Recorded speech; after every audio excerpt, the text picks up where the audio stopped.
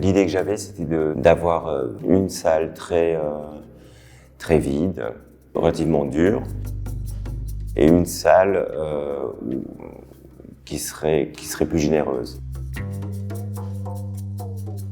À l'entrée, j'ai mis cette œuvre, une sculpture qui est en fait un moulage de mes pieds, habillés, de chaussettes de laine trouées. Elles sont un peu nonchalantes, elles sont un peu déprimées, déprimantes, les jambes et les chaussettes. Pour moi, c'est un ensemble d'effets qui portent mon attention sur tous mes intérêts pour la marginalité, pour la solitude, pour la dépression, pour l'artiste bohème. Mais c'est une espèce dans mon imaginaire, en tout cas, je me souviens bien que dans mon imaginaire, à mes 15 ou 16 ans, l'artiste devait être un artiste bohème.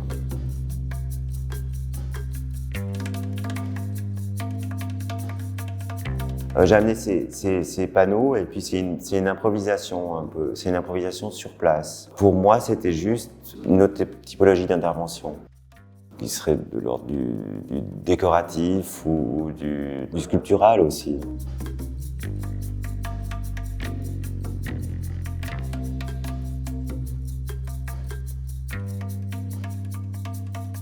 L'exposition s'appelle Ovals in the Dark.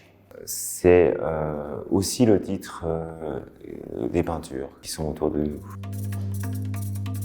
J'avais commencé par faire des visages sur des fonds foncés et noirs, particulièrement, parce que je voulais abstraire la forme du visage et l'utiliser que comme une forme primaire.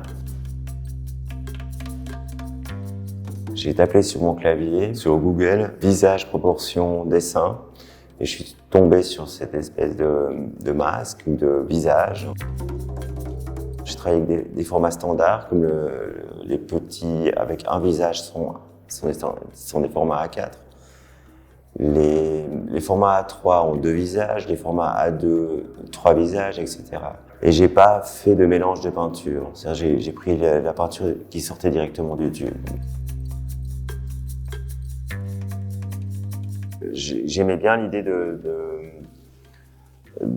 voir 2 visages, donc 2 corps, et cette impossibilité de communication à l'intérieur même de la même peinture.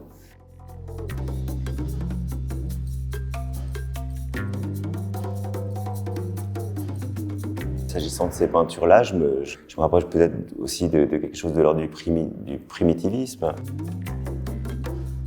Si je me place comme ça et si je fais cette peinture-là en 2022, c'est que je me sens soutenu par ce qui a été fait par le passé.